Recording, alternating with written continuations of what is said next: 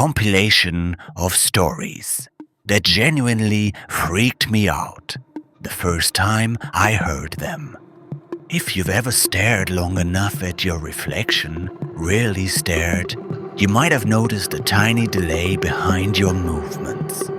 That imperceptible lag between what you do and what the mirror repeats. That's where this starts. In that half-second gap, a quiet place that doesn't obey time. I never believed in Mirror Lake. I thought it was folklore, until the night I met Lydia Hale and watched her reflection move before she did. Lydia hadn't come to Elmsbrook seeking horror. She came seeking stillness.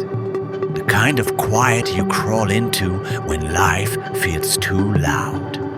The town welcomed her politely but distantly, old eyes that didn't linger too long, doors that shut softly after dusk. She rented the only house still standing near the lake, a slanted wooden thing that smelled of damp pages and fading light. That first night, she heard dripping beneath her bed, constant, gentle, like a pulse under the floorboards. At dawn, Lydia descended into the basement with a flashlight. The air felt heavy, almost liquid. In the middle of the floor was a dark, wet patch, circular, smooth, like a mirror flattened into stone. When her beam caught it, the reflection inside blinked, not with her rhythm, but slower. She stumbled back. The reflection grinned. That afternoon, the local librarian, Mrs. Dunley, told her the old tale. Mirror Lake's not what it looks like. It shows the world that watches us. People go there when the boundary gets thin. Lydia laughed it off. Rationality was her shield, but later, brushing her teeth, she saw her reflection lean forward before she did, just slyly an impossible second early. She smashed the mirror, but the next morning, its shards had arranged themselves neatly on the sink in perfect symmetry, every edge catching light like tiny eyes. The deeper she lived in Elmsbrook, the stranger it became. Time didn't flow right. Clouds moved, but their reflections in puddles didn't. At the market, she asked a boy for directions to a post office. He said she'd already mailed the letter. She hadn't written one. Walking home, she passed a field of scarecrows that all seemed to face her. Their shadows moved opposite the sun. That night, she dreamt of them whispering her name, their burlap mouths snapping like wet fabric. She woke gasping and realized the whispers hadn't stopped. They were coming from the sink drain, the voice repeating endlessly, "Stay above the surface." Her house felt wrong. Pictures on her walls showed rooms that didn't exist. Her childhood photo now included a second little girl standing next to her, blurred and smiling. When she blinked, the photo changed back, but her hands were wet. She decided to visit the lake. It was vast, calm, and utterly still. No breeze, no sound, only depth that seemed to observe. The reflection of the woods was too crisp, too alive. She tossed a stone in. The ripples beneath, not on the surface, beneath, spread outward like concentric mirrors cracking open. Something broke through the silence, sobbing. A child's voice, but from under the water. "Help me find my face," it said. That night, Lydia found a wet handprint on the inside of her window. Small, fragile, facing inward. Her sleep turned sickly after that. She'd wake to see herself standing at the foot of her bed, just a darker version, breathing lightly, whispering something she couldn't hear. Every dawn, her reflection looked more and more like that other version. Paler, dilated pupils. When she blinked, it sometimes didn't. Lydia tried to leave.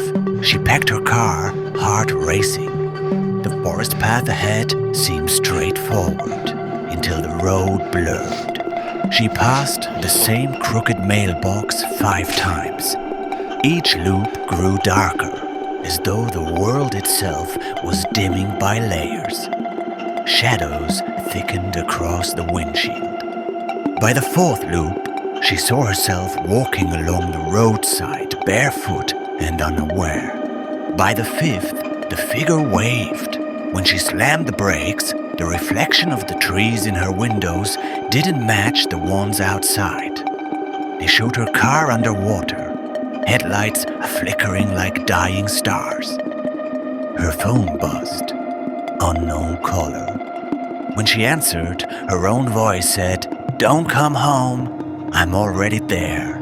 She drove back to the house because terror often pretends to be safety and found the front door unlocked. Inside, every mirror was fogged. Each one whispered her name differently, as though testing new mouths. On the 6th night, she returned to the basement. The puddle had deepened, now a small pool. The reflection beneath didn't show her cellar anymore, but a vast underwater classroom. Desks floated, papers drifted like jellyfish, and sitting at one desk, calmly writing, was another Lydia. When she leaned close, the other lifted its head and smiled with a mouth full of lake water. Lydia fell forward, plunging through the mirror surface as though it had always been liquid. She landed in cold silence. The underwater classroom surrounded her, infinite and pale. Her breath came out as bubbles of light, rising upward in slow motion. The ceiling above was her basement, upside down. Through it, she could see her real self standing there, hands trembling. Except the other Lydia wasn't moving anymore, and her eyes were open.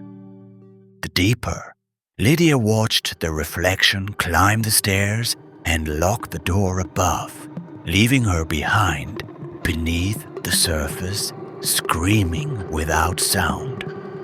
Weeks later, the villagers claimed they saw her wandering town at night, always smiling, always silent. Sometimes her clothes were wet. They say her house's windows gleam at odd hours, as if from moonlight underwater. Inside, recordings play on their own, a woman's voice whispering in rhythms that match dripping water. One audio file was found on an abandoned phone, labeled simply, "For whoever listens." It contained this voice, low, dreamlike, distant.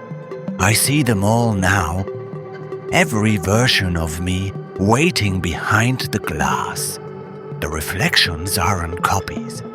They're windows, and once you look long enough, you start realizing the one inside the mirror is the real one. You're the reflection. You only think you're on the surface. The distortion grows louder until the recording breaks, leaving only faint bubbling sounds and one slow inhale, like the start of another voice trying to speak.